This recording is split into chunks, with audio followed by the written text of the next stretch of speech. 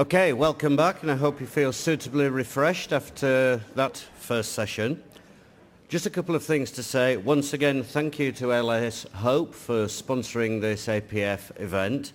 And we've also had a few comments made to us about the air conditioning. That's presumably is now being addressed, and hopefully the temperature in the room will go up a little bit. So our first speaker after the morning break is Susan Woolley from the USA.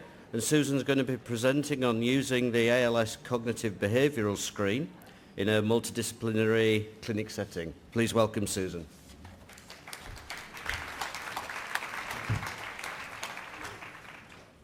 Okay. Well, thank you to the organizers for the invitation to speak today. I'll be reviewing the ALS cognitive behavioral screen, or the ALS CBS. Can everyone in the back hear me all right, or just start? If I get interference, I can blame you, Dee. Okay. So it seems fairly accepted now that ALS is not simply a disease of the motor system, but that it affects other regions of the brain, specifically the frontal and temporal lobes, which can result in a variety of different syndromes. Roughly 15% of patients with ALS will also have a dementia known as frontotemporal dementia, or FTD. Other patients will have cognitive changes that do not meet criteria for dementia, but that are expressed as an executive dysfunction, so problems with set shifting or verbal fluency, which we call cognitive impairment. And roughly half of the patients will also have a certain level of behavioral change that, again, does not meet criteria for dementia, but that illustrates a change from their premorbid baseline, typically changes in apathy, empathy, or self-centeredness. A study published this year found that not only frontotemporal dementia, but also cognitive impairment was significantly associated with poorer prognosis in our ALS patients, and it's also associated with reduced compliance with treatment recommendations and interventions. Research in the field also supports the notion that behavioral changes cause significant caregiver burden, and it can sometimes be more burdensome than the motor symptoms. Because of these issues, we have been developing a screen over the last 5 years or so. It's been a collaborative effort amongst several different clinicians and researchers.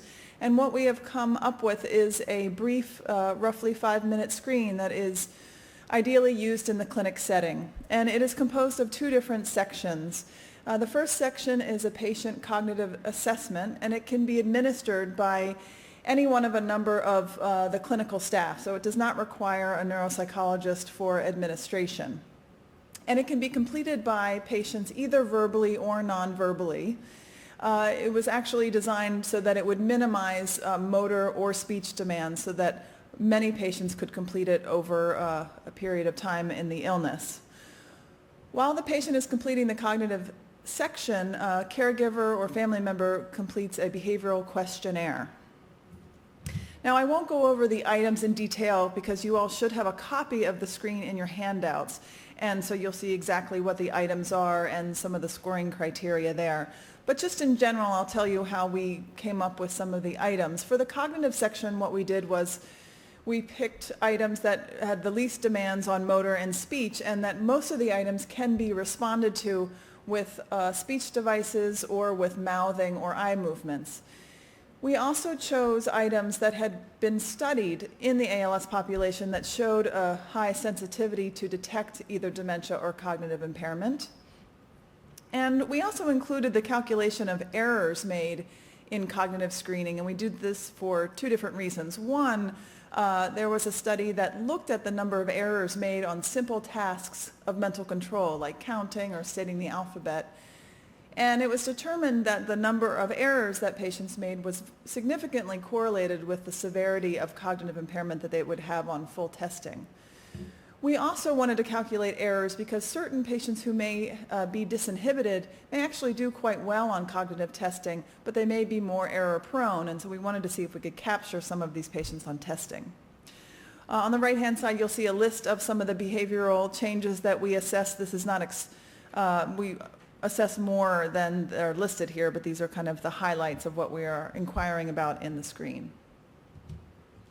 We published a paper about 2 years ago looking to see how useful or accurate the screen would be to predict cognitive impairment or dementia in our population. And this was a multi-center study where we administered the cognitive screen as well as the gold standard for diagnosis, which is neuropsychological testing. And then we wanted to see how well cognitive screen scores could predict how patients did on this gold standard. What we found was that for the cognitive section, a cutoff score of 10 or below out of a possible 20 points was 100% accurate in terms of sensitivity and specificity. So it differentiated the ALS patients with FTD from the larger ALS cohort, so patients who had cognitive impairment or patients who were normal. So we found that in terms of using that cutoff, it was very useful. We also wanted to see what kind of score would help us feel most reassured that the patient was cognitively normal, and we found that a cutoff score of 17 out of 20 or above was most useful in excluding cognitive impairment in most of the patients. For the behavioral section, we identified a cutoff score of 32 out of a possible 45, and this was 80% sensitive and 88% specific for differentiating the ALS patients who had frontotemporal dementia from the other patients in the study. So when do we use the CBS? We have a multidisciplinary clinic in San Francisco, and we try to use the screen at baseline. So every new patient that we see, we try to administer this screen. Obviously, it just helps give us a sense of how the patient is doing in these domains, and that informs us in terms of how we want to proceed with recommendations and interventions.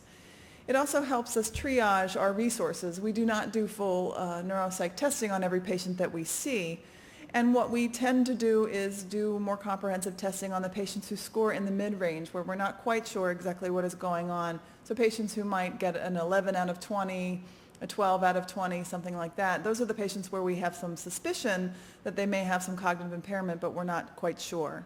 So patients who might score an 18 out of 20, we can feel fairly confident that there's no dementia or significant cognitive impairment. Also, patients who may score only a 3 out of 20 or a 5 out of 20, for those patients, we also may not pursue detailed testing because we know just from the simple screen that there's something significant going on. And typically when patients score in the very low ranges, what we will do is then go on to use one of the standardized behavioral questionnaires to help us assess for frontotemporal dementia. So measures like the FBI or the Frontal Behavioral Inventory or the Cambridge Behavioral Inventory are both two excellent standardized measures for frontotemporal dementia. In terms of using it serially, it really depends on the patient. We see patients about every 3 months or so, and we don't tend to administer this screen every time we see them. We might repeat it more often than not if a patient scores in the mid-range, but we think that that might be due to reversible factors like depression or sleep deprivation, something like that. Then we may tend to screen them more often so we can understand how they're doing. But a patient who tests normally, we won't screen them every so often. I would probably recommend screening about once a year unless there is some concern being raised with the screen. And certainly administration of a screen like this depends on a number of factors. So one would be age. Our ALS patients who are older are going to be at greater risk for other types of dementia rather than FTD. So say an 80-year-old who is newly diagnosed may have a greater risk of something like Alzheimer's disease or vascular dementia rather than frontotemporal dementia. And so in that case, we may use, instead of the CBS or in addition to a different type of screen like the Mini-Mental, which will look more at orientation and memory functions. And of course, patients who don't speak English as their first language will be at a disadvantage on doing any kind of cognitive screening, including this screen, so we have to be very careful about interpreting those types of results. We also find the screen useful because it provides an opportunity for certain caregivers or family members to report certain abnormal behaviors that they may otherwise feel uncomfortable disclosing or discussing in front of the patient. So having a questionnaire that they can quietly fill out while the patient is doing the screening can serve as an initial way to start a discussion or to start understanding that there are some behavioral problems going on. Doing the cognitive section of the screen in front of the family also helps us demonstrate impairment when family members or caregivers may not necessarily be aware of the extent of the impairment or dementia, or who may not quite accept it at a certain point. For example, if we have a patient with dementia who is still in charge of very significant decisions for the family around finances or medical care, we feel that it's important for the family to understand that there has also been a change in the patient's cognition and not just in their motor functioning. So by doing very simple tasks from the screen, like stating the alphabet, and having the family members see that the patient can no longer do something quite simple, it helps them start to understand that maybe there's been a shift. Now, we certainly don't do this in any way to embarrass anyone or to try to prove a point, but really just, again, to help them see these different symptoms of the disease. And it's important as a reminder that this is a screen, it's not a diagnostic tool, so it should never be used to provide a specific diagnosis of dementia, but it's really just a jumping off point for the clinical team to help decide whether a patient may or may not need further assessment. So I'd like to just show a very brief case example of an instance where we find the screen to be very useful in our clinic. We find that when patients are on their initial visits are very quiet, deferring to their family member or caregiver during the interview, it starts to raise some questions for us. Now, certainly one of the first questions would be is, does the patient have significant bulbar disease, and are they just simply unable to speak, and that's why they're deferring responses to their loved one? But other questions also arise. Is this an aphasia? Is this apathy? Is this depression? Why is the patient not as engaged in the interview as maybe other patients? Because certainly patients with bulbar dysfunction can use devices or use writing to be involved in the interview. So when patients are not engaging at all, it starts to raise some questions for us. So this is a very brief video of a patient doing some of the items from our screen, and this patient presented to us. There was nothing in his medical record about behavioral change, dementia, cognitive impairment, or anything like that. So we'll see if this works for us. I want you to touch your shoulder, point to the floor, and then make a fist. Okay. I'm going to repeat that again. Touch your shoulder, point to the floor, and then make a fist. Okay. What is that you're touching there, John? Do you know?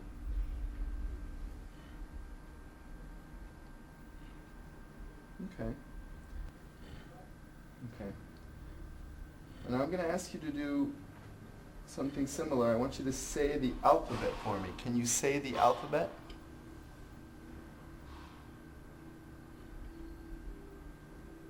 I'll get you started. A, B, C, D. Can you continue? Okay, so Can you? Good, John. this is an example of a patient who eventually was diagnosed with frontotemporal dementia. When we did a behavioral interview with his wife, we found out that there had been a several-year history of significant changes in behavior. He had been fired from his job, had been arrested several times, and all of these things were very different from how he was years prior. On physical examination, there was no bulbar disease at all, so he was physically able to speak. When we asked him to try to do some of the screen items in writing, he was unable to do that. And so using the screen or having some kind of systematic approach to getting a snapshot of how patients are doing, we think is really important, because patients like this are not going to complain to you that they are having changes in their behavior or that they're lacking insight. There's just not a lot of complaints or reports of this from these patients, so it's important to have some way to try to capture it. So what are some future directions using the screen? Further validation of it is underway. Colleagues at the Mayo Clinic have assessed over 60 patients, and they've administered the screen as well as the full neuropsych battery, and we will see if it retains its level of accuracy with this larger cohort. It's also being used in several clinics in Europe, and it's been translated into other language outside of English, and validation studies are underway to see if it retains its utility once it's translated outside of English. It's also being used in multiple research studies. It's being used in a multi-center study in the US out of Columbia, and it's also being used here in Australia in Perth at Curtin University. So some take-home points are that cognitive impairment and frontotemporal dementia are both relevant factors in ALS. They're associated with decreased survival and decreased compliance. And because of this, clinics should consider developing some type of method for screening for these types of impairments. And the ALS-CBS is one option for screening that is simple, flexible, and accurate. So thank you for your attention.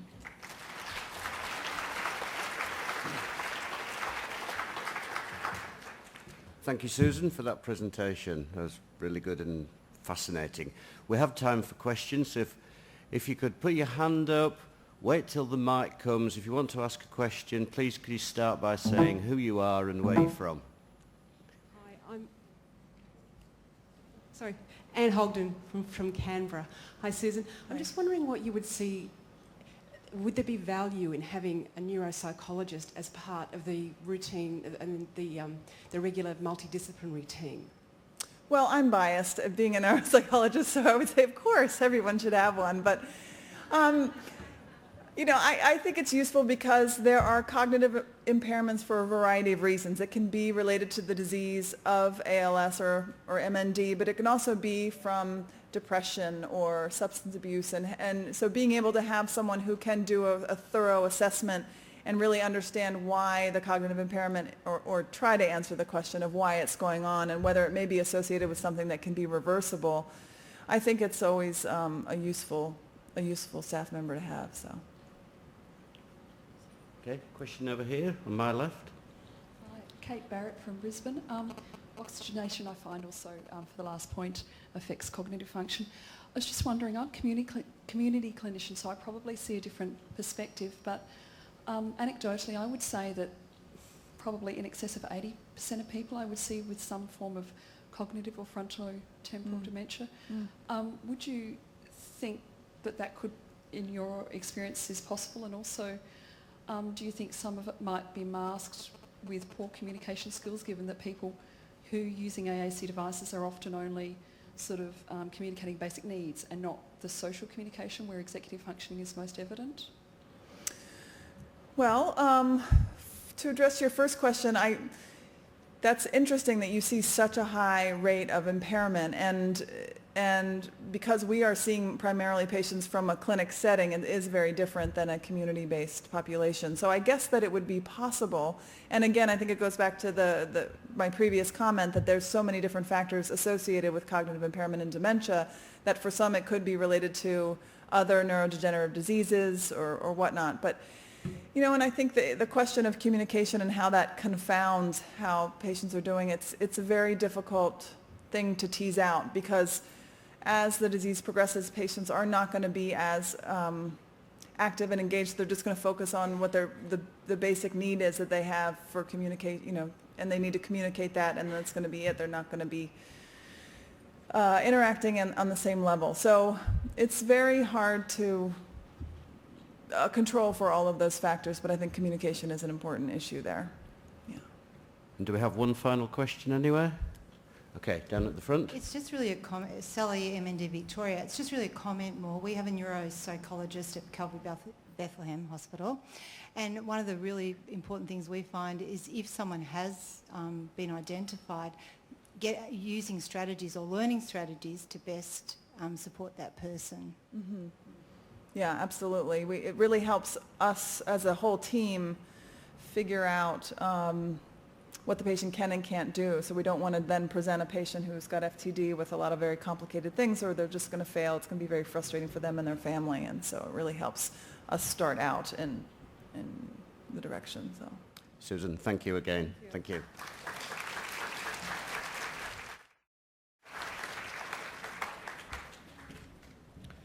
Okay, our next speaker is Minkashi Wadworth from the United States, and her presentation is on nutrition throughout the course of ALS. Good morning, everyone. Before I start, I'd like to thank the organizers for giving me the opportunity to speak today. So I will be reviewing the role of nutrition throughout the course of ALS. Before we begin, a brief overview. I will discuss the role of a dietitian in a clinic, nutrition throughout the course of ALS, malnutrition and energy metabolism, and then briefly talk about nutrition supplements. So weight loss or malnutrition defined by BMI less than 18.5 is an independent negative prognostic indicator for survival. Malnutrition results in loss of muscle function, immunosuppression, impaired respiratory function, reduced tissue viability, and increased mortality. A drop of 10% or more from weight levels prior to disease onset in a period of 3 to 6 months is linked with morbidity. Wow. So nutrition plays a very important role in ALS. So what is the role of a dietitian in a clinic? They assess and recommend changes in the diet, identify malnutrition, adapt consistency based on swallowing function, guide patients on the use or abuse of supplements, and they can also introduce the topic of enteral nutrition during the disease. So when a patient first comes in for an initial visit, we do anthropometric measurements like height, weight, BMI, what their ideal body weight should be and where they stand in terms of their ideal body weight. A decrease in BMI, I already said, is associated with decreased survival, so estimating BMI is very important.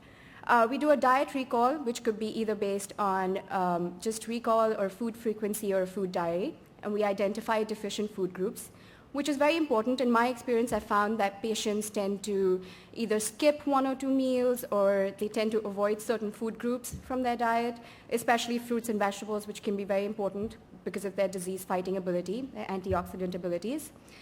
And then we estimate needs, for which we could either use predictive equations like Harris-Benedict, or we could use standard clinical practice, 25 to 30 kcals per kg, which in a 70 kilo man could be 1750 to 2100 kilocalories.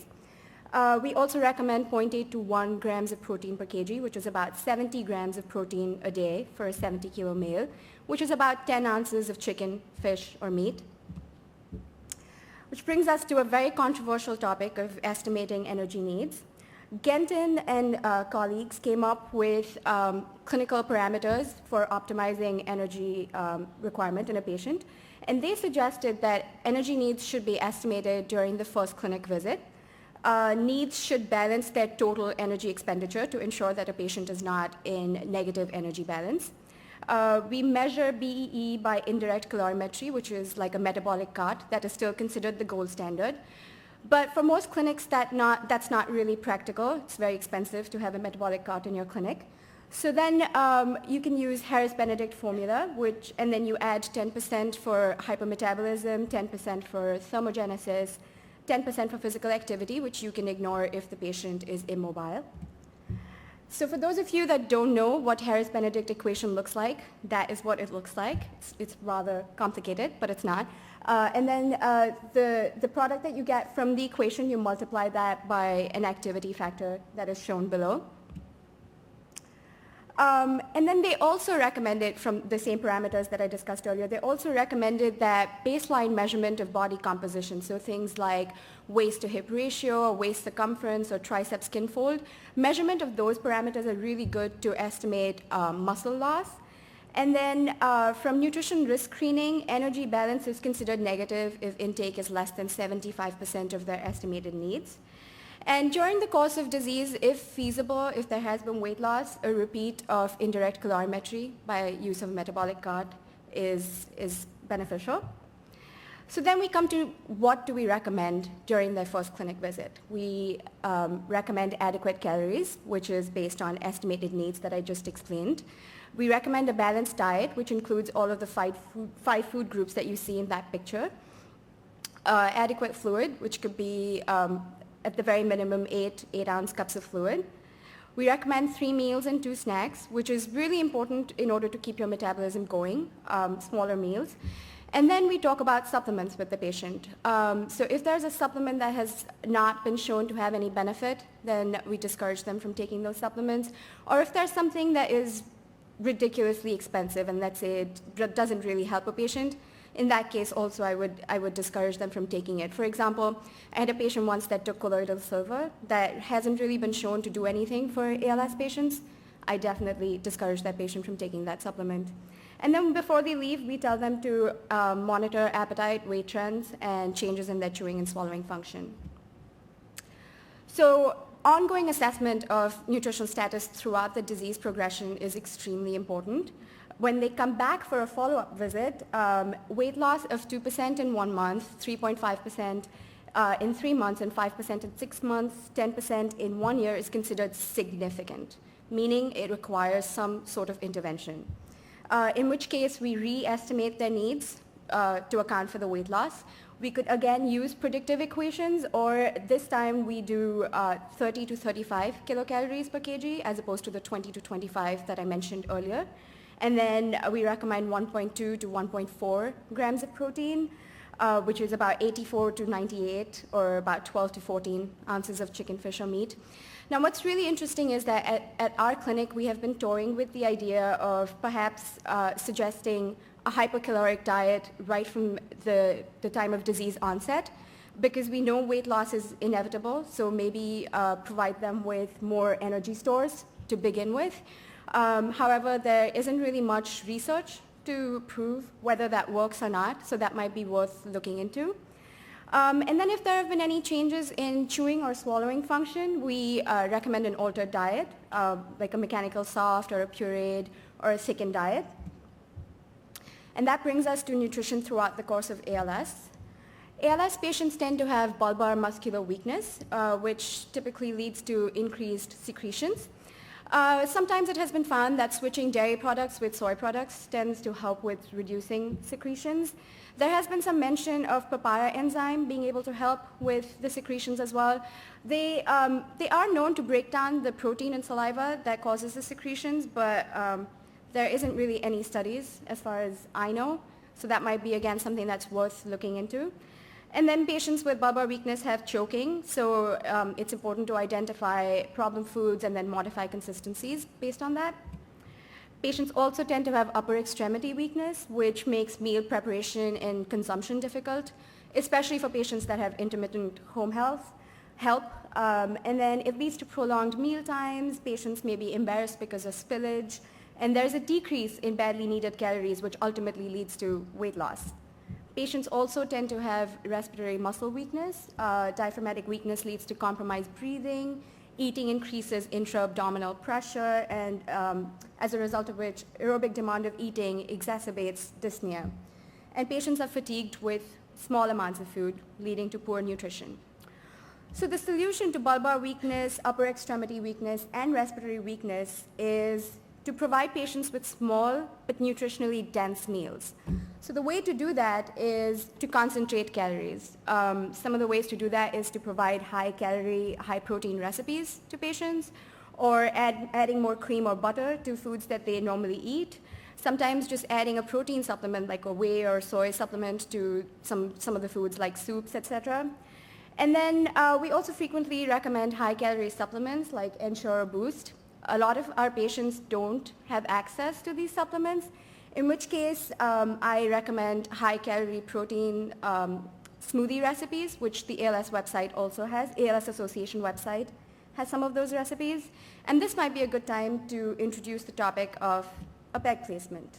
So an indication for PEG placement is dysphagia, dehydration, early satiety, choking, FVC around 50%, accelerated weight loss, which I described earlier, what the parameters for that are. Feeding tubes take less time than a meal. It's important to note and tell patients that they can still eat oral food for pleasure. It reduces the fear of choking, and meal times become less stressful for both the patient and especially the caregiver. And then another symptom of ALS is loss of appetite and early satiety. Loss of appetite could be related to depression or it could be a side effect of medication. What's interesting is appetite stimulants such as Megace have been studied extensively in patients with cancer cachexia, but nobody has really looked at it in an ALS population, which might be a very interesting study. So that's interesting to note. And then early satiety is something that happens much later on in the course of the disease, which leads to delayed gastric emptying. Prokinetic agents like metoclopramide have been shown to be beneficial. Constipation could be a side effect of medication. It could be due to delayed gastric motility, delayed mobility if patients are immobile, dysphagia to solid foods, where patients automatically eliminate foods that are very high in fiber, all of which leads to further weight loss, loss of appetite, and malnutrition. So what is the solution for that? First of all, adequate hydration. We recommend 8-ounce cups of fluids a day. High fiber foods, which could be things like prunes, oats, lentils. The dietary reference intake for fiber is 25 grams per day for females and 38 grams per day for males. And if all else fails, we recommend an aggressive bowel regimen whereby you use enemas or suppositories. And that brings us to dietary supplements, which dietary supplements are very difficult to study in an ALS population because patients tend to take multiple supplements at the same time, and a lot of these supplements are not backed by clinical trials. But the etiology of motor neuron cell death is oxidative injury, calcium dysregulation, inflammation, excitotoxicity, mitochondrial dysfunction, and cytoskeletal abnormalities, which is how supplements work.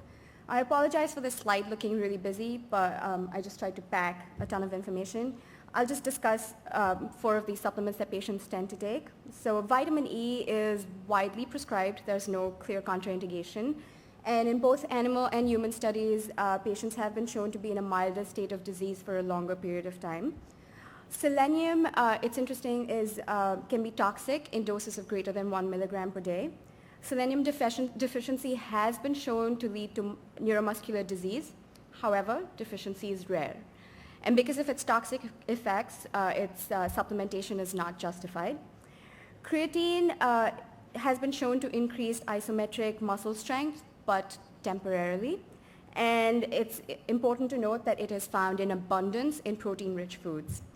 And then that brings us to CoQ10, which has been safe and well tolerated, but hasn't been really shown to have any effect on strength, grip, force vital capacity, or ALS functional rating score.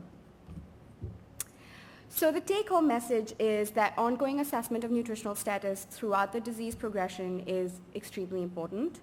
Weight loss of 2% in 1 month, 3.5% in 3 months, 5% in 6 months, and 10% in 1 year is considered significant, where you should intervene. BMI of less than 18.5 is considered an independent negative prognostic indicator for survival. And indirect calorimetry is still considered the gold standard for estimating needs, but when you don't have that available, you can use Harris-Benedict formula, add 10% for hypermetabolism, 10% for thermogenesis, and 10% for physical activity. Measurement of body composition to evaluate muscle loss is important, and then when it comes to supplements, you must exercise caution. So some of the future directions would be research on hypercaloric feeding before weight loss occurs, the study of the use of supplements in an ALS population. We need more studies on estimating needs since that is such a controversial topic, and then clinical trials on dietary supplements. Thank you. Okay, thank you, Minta.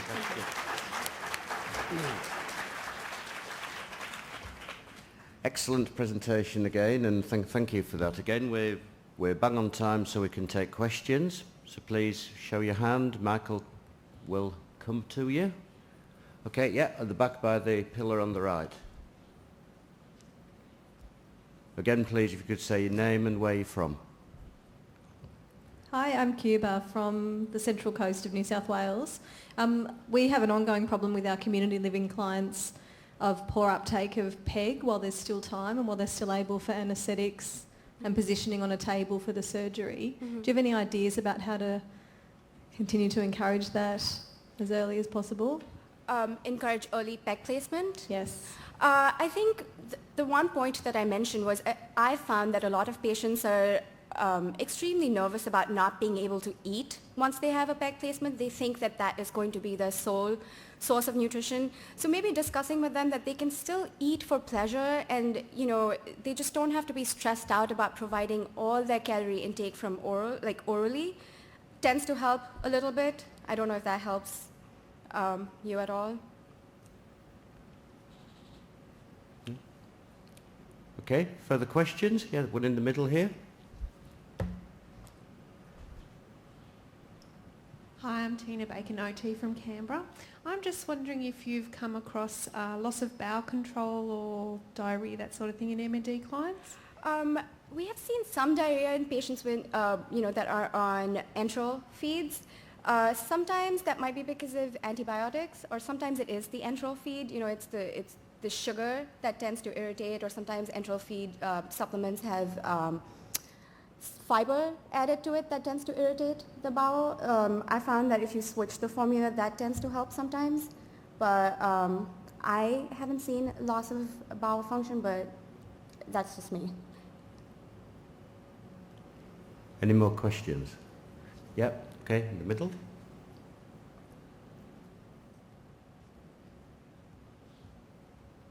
Hi, it's Penny Mainstone, Brisbane, Australia. I'm just wondering, do your patients get admitted to hospital when they have their PEG feeds initiated, and how long do they stay in to get that?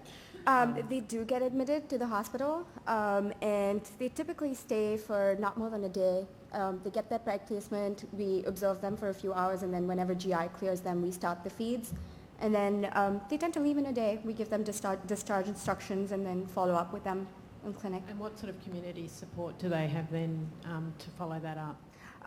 It could be their home health care agency that could come, or we have a clinic nurse that could follow up, or they can come back and see us in clinic.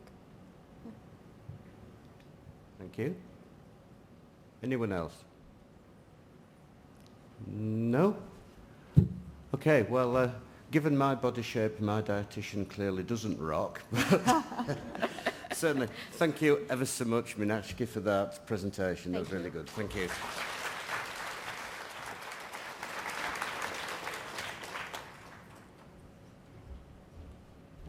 Okay, so our third speaker of this post-coffee presentation is as a change to the programme. So it's now a presentation from Professor Samar Aun, who's going to be talking about the effectiveness of an educational programme for service providers working with people with MND. Thank you. Hi, everyone. Obviously, I work at the Centre for Cancer and Palliative Care, and we've done a lot of research on cancer, and in the last few years we have made a conscious effort to concentrate on the underserved populations in palliative care, and of course MND is top of the list. So this is one of the programs that we have on this because of a need that we felt from the service providers that were all over Australia. The other program that, again, we were talking about the cancer MND differences, we are trying to replicate the interventions that have happened in the cancer field to MND, and one of the interventions that we are applying, PhD student Brenda Bentley, she is working on dignity therapy for MND patients and their family carers, and she is using the cognitive behavioral screen that Susan had developed, so that's really good collaboration that we have there. And the other project that we're doing as well is by Dr. Moira O'Connor, and she's looking at the support needs of children who have a parent with MND. So again, a very underserved population. Okay, back to this one.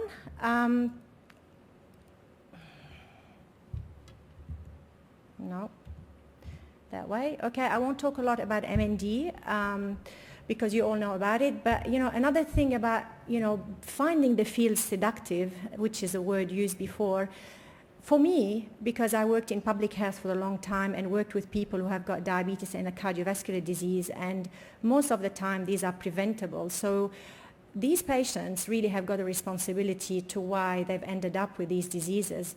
But for MND, it's more like a life sentence, really. We haven't found out a reason that they've done themselves to acquire this disease. That's why I find this field really, I wouldn't call it seductive, but I'm really interested in it. So basically we started with an NHMRC funded study, and we looked at the needs of 4 neurodegenerative conditions, and we found out that people with MND and their carers had higher unmet needs and lower quality of life compared to the other motor neurons, to the other neurodegenerative conditions. So we did another NHMRC funding submission and to develop an education program about palliative care approach to MND care. And what really hit me most when I first started in this field is when I attended an MND conference in Melbourne in 2008. And Lisa Morgan was a carer who's lost her husband, Richard, to MND. The way she described her dealings with the health professionals, the way the diagnosis was delivered to us was left wanting, to put it mildly. The neurologist was shocked, but showed no kindness, no empathy, gave us no comfort, no hope.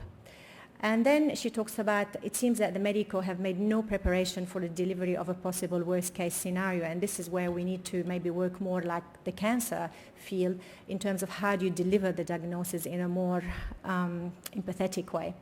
Then the psychologist we saw soon after diagnosis quickly told Richard not to expect that he could really help him, so Rich never went back again.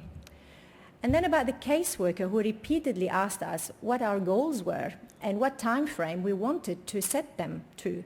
It was unbelievable. She had absolutely no idea, no understanding of what the illness was about and what we were living with. And Richard was so obviously closing in on the end of his life. That really left a lot of impression on me when I heard about the plight of this carer.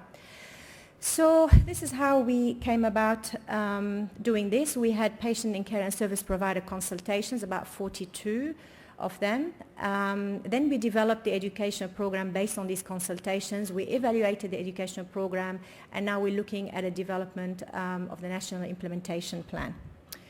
So did I miss on something? No. Okay. So again, the consultation was Australia-wide, and we looked at the content, the delivery method, the audience, and the palliative care context. So these are what came from the health professionals consultations. 3 themes, just one step ahead. We need to plan and prepare for changes before they arise. Communication skills, negotiate rapid changes in care as the disease progresses, and understanding MND, sound knowledge underpinning clinical practice so that care decisions are appropriate and timely. When we first started looking at an education program, we thought, we need to actually educate MND care specialists in palliative care, but we had more people from palliative care who came to the workshops who really wanted to know about how can they care for an MND patient. Because what I was hearing from palliative care professionals, they freak out whenever they have an MND patient come to their ward, and of course some of the palliative care units will only admit 1 patient at a time per week because they just haven't got the capacity to look after an MND patient. So in terms of keeping one step at a time ahead, this is what some of them said. You have to work quickly. It's also being a step ahead of their problems, planning for the next stage. So knowing what's ahead because it'll be on you before you know it. I think it would be really good if the patients could be managed in a palliative care service from time of diagnosis with a palliative approach. In terms of communication and its dignity, it's actually respecting that they still have something to say, which they do. And like I say, if you haven't got the cognitive changes, how frustrating is that, being trapped in a body that you can't speak? It's very difficult, and I think that's one of the huge problems of an MND patient and for anybody there working with a patient, to navigate the number of people that are involved. And we heard how many basically they see to help them out. So one hand doesn't know what the other was doing. In terms of understanding MND, again, you need to understand it is different from other neurological conditions with the rapid progression. It means that the input of health profession has to be extraordinarily rapid and ongoing at reasonably small intervals of time. Well, because healthcare workers don't have medical background, they might not understand certain things. They need to have some education about what the condition is because they might see one neurological condition being the same. The main findings for the consultation then that informed the education program, people want more information about the disease, more practical information, what palliative care can offer, flexible program to meet a range of needs and care settings, and emphasis on experiential learning. So we closely aligned this with the consultations, and it was developed by a multidisciplinary team. We have a facilitator's workbook, a participant's workbook, a slide presentation, and 6 one-hour modules. We use the case study approach, and again, it's multidisciplinary. So these are the 6 modules that we do in 6 hours or a day with breaks and everything. Pathophysiology, symptom management, psychosocial and spiritual care, promoting dignity and quality of life, and overview of the palliative approach. So to test the program, whether it's working, we conducted, first of all, 6 one-day workshops. We were going to conduct 3, but the amazing feedback that we had from the ones who went into the first 2 or 3 sessions that we needed to run more. So we ran a number of them in WA, West Australia and South Australia. 78 service providers, 60 were nurses, 8 allied health and 10 care workers, and of course they were from a variety of community care, palliative care and aged care or other. We tested the effectiveness of the program. Really, I'm not going to dwell a lot on this. All I'm saying is we gave them a questionnaire which we developed. It had a knowledge component on MND, knowledge on palliative care and attitude. We gave this before the workshop, after the workshop, and a month after the workshop. And then we did focus groups 6 months after the workshop to see how it's still impacting on their clinical practice. So again, 97% agreed that the content was useful, interesting, contributed to the understanding and assisted with learning. This is about the 30-item questionnaire that we developed. And again, the improvement was very significant between the time periods, so that was very encouraging in terms of quantitative input. Then we wanted to actually know about, the change in attitudes. And again, 91% felt that palliative care should not be provided only when someone with MND is in the terminal phase. This is how palliative care contribute at different times in the MND progression. Of course, it's got something to play, more role to play in symptom management and end-of-life care, but again, it should start a bit earlier as well.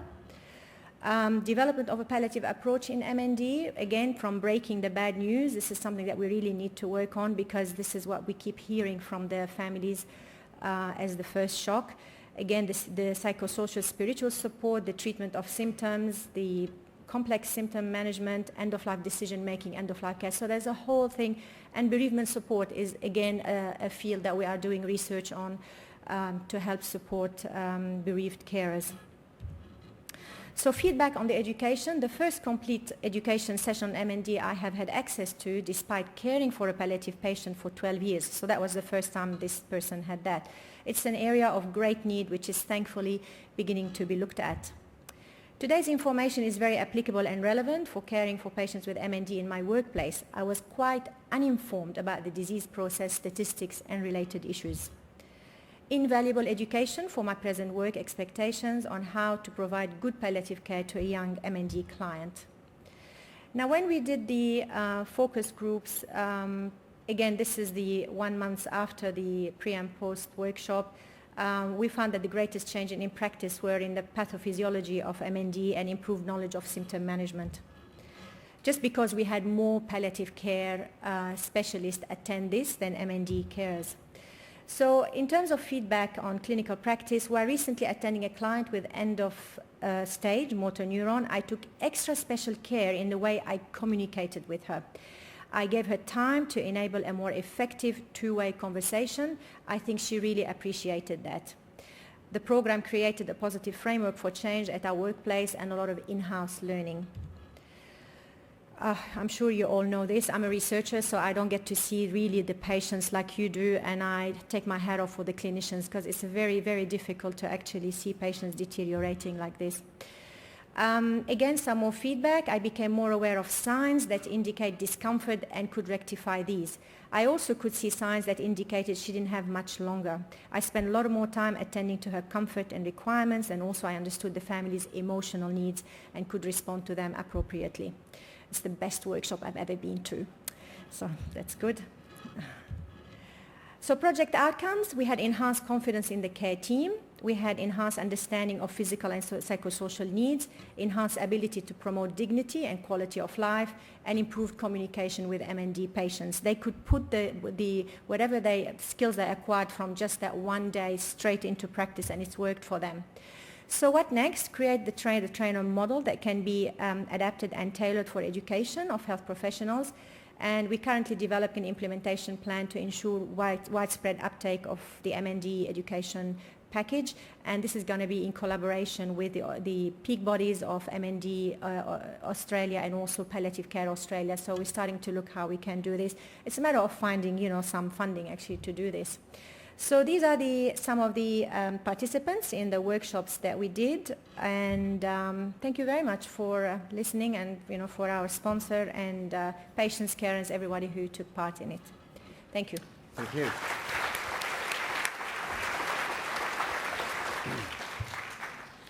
Thank you for that presentation. I think for those of us that are managers of services, we often are putting money into education of our staff and others, but the one thing that we probably sometimes are not good at is actually measuring how that clinical practice has changed by attendance at an education event. So seeing that presentation was really useful. Thank you. Okay, we do have time for questions. Yep, in the middle at the back. Hi, thank you for that. I'm Karen and I'm a physiotherapist on the Central Coast. I just wanted to, you gave great feedback from the health professionals, but was there any questions asked to the actual people who were receiving the care? Was there any changes that they acknowledged that were different and more positive from your programme? Well, we couldn't do this afterwards. We have plenty of consultations before, but because the health professionals came from so many different fields, we had a bit of a ethics gatekeeping into how you're going to basically track one health professional and their carers and their family carers.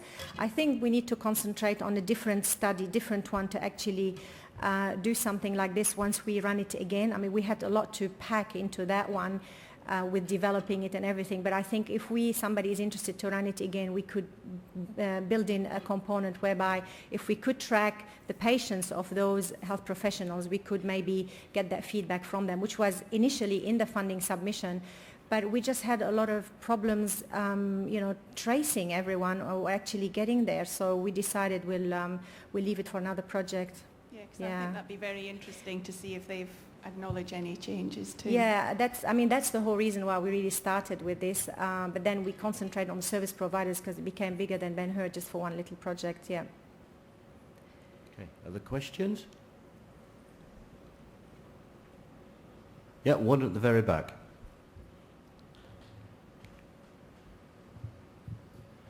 Simone, thanks. Peter Allcroft from Adelaide. I can't remember whether we looked at one way of tracking patient care or quality of care is to look at hospital admission, prevention of hospital admission. Budget managers love it when we keep people out of hospital, so that would be one way to look at improvement in care and outcomes. Yeah, thanks, Peter. Actually, I'd like to acknowledge Peter as well. In the earlier stages of starting with this, we consulted with him because he has hands-on experience with the patients in Adelaide. There are so many things we could do really, looking at all this, so hopefully we can work together on some other research projects. Is there a final question? We have 3 articles that are coming out of this study, one on this education program, one on the health professionals, one on the patients and carers. So they'll be soon in the journals. Okay, Professor Ohm, thank you for your presentation and thank you for the short notice and responding to this. Thank you. Pleasure, thank you. You know how to do this. I'll leave it to you.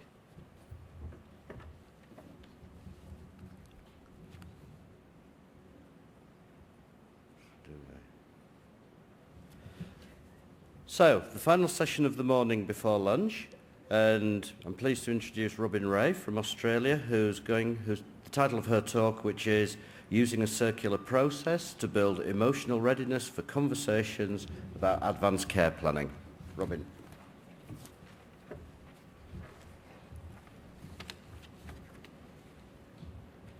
Thank you to the organisers for giving me this opportunity to speak to you.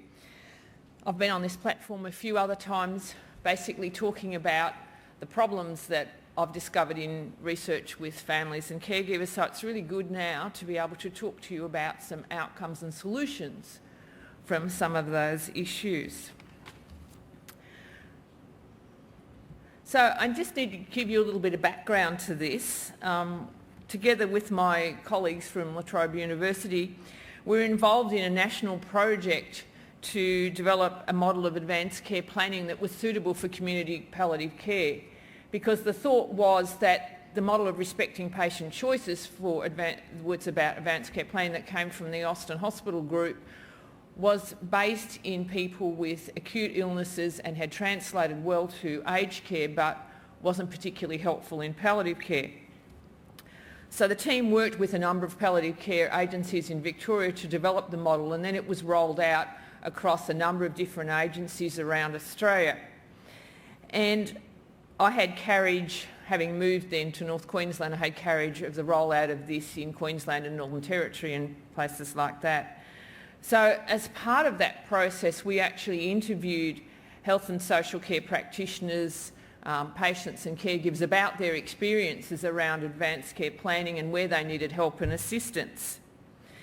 What we discovered, or what I discovered because this was my bit, was that emotional readiness was a huge issue in advanced care planning. And while David said earlier that ACP is fairly new in the United Kingdom, I actually think it's still in its infancy here in Australia, even though we've been talking about it.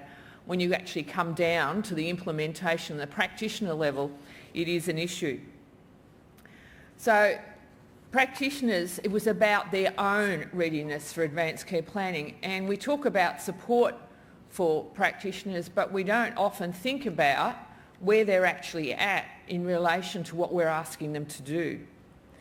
And also, for most of you who have been involved in advanced care planning, you will also understand that from patient and family point of view, if it's not introduced effectively, there's just a block there. It's just not somewhere where we go. And so these are some of the sorts of quotes that we were getting from people. Practitioners saying that you actually have to be comfortable with this sort of thing, with talking about planning for end of life and those kind of issues before you can actually do it with somebody else. One other person said it's very confronting. It's more confronting than writing your own will. And we found that with a lot of practitioners who were interested in doing advanced care planning, when you said to them, have you done your own plan, or have you looked at least at appointing a substitute decision maker, it was like, oh, no, I haven't gone there yet. So it was a real issue. Professionals were also gatekeepers for their patients and family members, and sometimes they acknowledged that this was just a gut feeling they had, or it often was an excuse for not going there. You know, the patient's not ready to have that discussion yet. You know, really I'm not ready to have that discussion yet, but you know, so both of us aren't in that space yet. And then you get the extremes from the patients about, don't you dare raise this to me at this point in time, I'm still full of hope. So they don't see it as part of their hope agenda at all. Now this last quote is nothing to do with a patient with MND, it's actually someone with chronic end-stage renal failure, but I put it here because it's so positive and it comes from our Indigenous Australians, and I just think it's wonderful. She said, this lady would just go, you know, we were talking about advanced care planning up in Darwin, and she said, you know, the problem is that you white fellas have got to stop being afraid to talk about death and dying. And I thought that was really lovely. So clearly we needed a less obtrusive way to begin advanced care planning discussions. We needed to make sense of what was happening with people's health and with their lives. And we needed to create something that was going to regain a sense of control in the confusion and loss created, particularly in neurodegenerative diseases like MND. For practitioners, we needed something that was going to help them move away from this imposed concept. Now this is something else I have to do in my time. And a lot of them were still back in the thinking that it was about asking people if they wanted to refuse treatment, particularly NFR. And so again, they were coming up with big blocks because that's where they thought they needed to start. They also saw it as something that we needed to complete the paperwork on. So let's just have one or two conversations so that we get some paperwork finished, put that tick in the box, and then we can say that bit's done. Or the other thing was, and for those social workers of you in the audience, you'll appreciate this, you know, everybody else was saying, well, it's someone else's problem, let's give it to the social workers. We'll wait till the social workers go to talk about benefits and wills and then they can do it then. And it was interesting to be at the International Advanced Care Planning Conference in London in the middle of the year, and that whole phrase of someone else's problem became our phrase for the conference because it was being experienced everywhere. So some of the more specific challenges that health and social care practitioners were talking about was having difficulty finding words to introduce the topic, understanding what autonomy means in terms of practice. Is autonomy for the how do you have autonomy for the patient when you think that they should be doing something else? Particularly in the Mediterranean patients that we have in some of our focus, particularly around Melbourne, and you heard about Banksia palliative care earlier. There's lots of cultural implications for them. There's also cultural implications in terms of our Indigenous brothers and sisters in Northern Australia particularly, about who you speak to, who are the decision makers, if you're even allowed to talk about the future. So that leads on to who should be part of the conversations. How do you deal with someone who can't consider their future? They have to live in the present, and this is very often the case, as you will appreciate, with our MND patients. And once you have these conversations, how do you track them so you know who said what, when, where and how without creating huge issues around documentation? So clearly we needed a non-threatening approach. We need to be able to normalise, sorry, I'm used to lecturing, get too close to the mics. We need to normalise advanced care planning as part of overall care planning. How could we start it early? And as I said, we needed to build on the principles given in the Respecting Patient Choices work. And so in discussion with my colleagues and in listening to people with progressive neurological movement disorders in North Queensland, because we've got everybody together to create a nexus group, this model developed. And it's had a few iterations, but I think it's almost there now. There's a couple of things I want you to notice here, and if I can stop shaking long enough, you might be able to see the right bits. Okay, that pointer's not showing it. There we go. Okay, I want you first to see this lilac colour, this deliberate use of lilac, or any colour you like, to denote the conversations. Conversations are the essential part of advanced care planning, and you can see that that continues around the whole process. And this important conversation that needs to continue to go on with your substitute decision maker around the goals, values, beliefs and quality of life and the healthcare condition of the person for whom they've been appointed. So this seemed to be the crux of getting people to actually begin thinking about advanced care planning, was to normalise it as part of the conversations that you would have with people. You know, every time you have a new patient come to you, have a conversation with you, assess them about a number of issues. So as part of this conversation, advanced care planning is part of that. It was also important to identify the connection between their health status and their quality of life. And this, I find, is the place where I get the best intro when I want to talk about advanced care planning with patients and their families. You know, all of us as practitioners go in and say, how are you going today? You know, what's happening? Where you're up to? How does it impact, how's it impacting on your life? So we've already got an entree that we use every time we meet somebody to begin advanced care planning. So in this way, those sorts of conversations become a natural progression. This process also allows for variable outcomes at various points along the way. So early in your conversations, you may not get past here, but it's always helpful to then say, well, who else are you talking to about this? You're talking to me about how your health's affecting your life and what you want to do and what you want to be able to do. And if it's the OT, you might be talking about some equipment that you might want to put in place to improve the quality of life. So it's quite easy then to move on to say, who else are you talking to about this? Who else knows about how you feel or what you want to be doing? And so that allows us to move quite easily around this part of the model. It becomes a little trickier then to introduce a substitute decision maker, and I've put enduring power of attorney health there basically because I use this model across Queensland, and that's how our legislative setup is around advanced care planning, is that what you would appoint would be an enduring power of attorney, personal and health matters. So that's why that's being used there. The thing is, these conversations and then progress, and there are a number of outcomes. We don't have to get to the point where we fill in the form. We have quite a cumbersome 24-page, very legal-looking document in Queensland that scares the life out of people.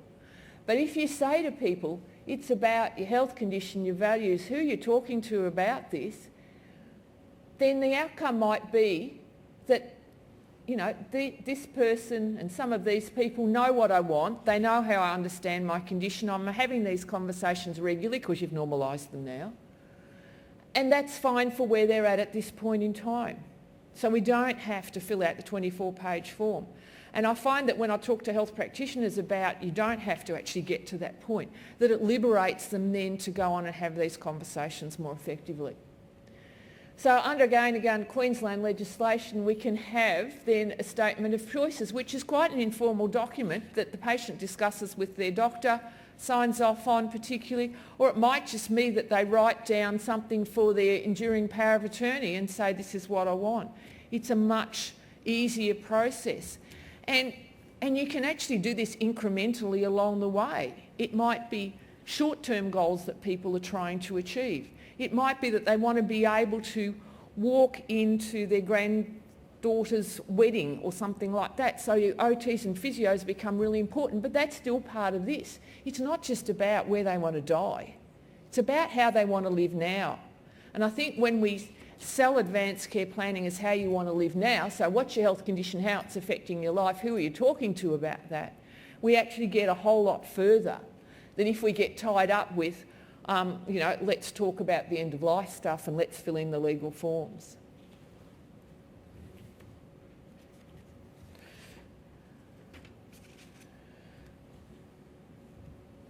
So then applying a circular model of advanced care planning enables conversations to begin early in a non-threatening manner. If we just go back a minute to here, you can actually start at any point you like. So it doesn't matter what cue you're getting. It may be that someone says that they've been talking to their neighbour next door about how they're going with their MND because they're really worried about being able to get in and out of their front gate now that they're losing control of their hand. And what am I going to do with the key in the front door when it won't work? And I still want to live on my own and my family come around and help me and I have a bit of service care. But if I can't open the front door, I need to tell my neighbour this so that I've got some help there. So they might be starting here with this conversation. And you can pick up on that and move anywhere around this model. It doesn't mean that you have to start here or start with the paperwork. You can start where you like. So it's about picking up on the cue that the person presents to us. So it's about encouraging that normalisation through a continuous process. It's about focusing on quality of life now, but it also provides a vehicle for making sense of the future. So when the person talks to you about, look, I've been reading on the net about MND and I may actually end up with whatever they talk, whatever they get fixated on, then you can talk about how we can put some services in place, how we can have those conversations, how we can get there. This also allows for when their health condition changes that they may want to go from a level of I know what they want to something more specific like a statement of choices. So we can go from a change in the health condition back to the more legal looking documents. It imbues a sense of control amidst the progression, losing my words now, of motor neurone disease. So when people think that they've got this disease and we all know it's way out of control, this is a way of giving them control because it gives them space to discuss different options as the trajectory unfolds. The other thing that families tell me is that it gives them a way of planning because their life has to go on apart from motor neurone disease. And so they want to be able to plan a little bit for down the track. So if they're having those conversations and they're thinking about how the health condition is impacting on the quality of life, then they can go on with that. It also provides a framework for tracking the ACP process across a multidisciplinary team. So if you're using something like this model, it can be something that's sitting in the documentation in your health service and people can refer to it and use shorthand terms to show where you're up to in the model. So just quickly, and I'm really aware that you've sat down there, Steve, I'm sorry about that. So my take-home messages for you are, you need to consider your own emotional readiness and how you might enhance that as a practitioner. You need to normalise advanced care planning as part of the care planning process that we use for other aspects of care.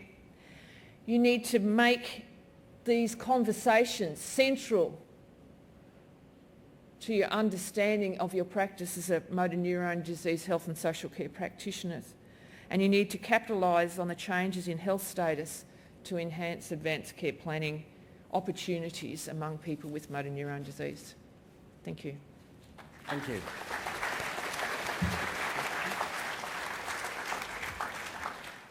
Thank you, Robin, for that. I'm sure that's going to stimulate for the next 5 minutes a whole series of questions. So who wants to start?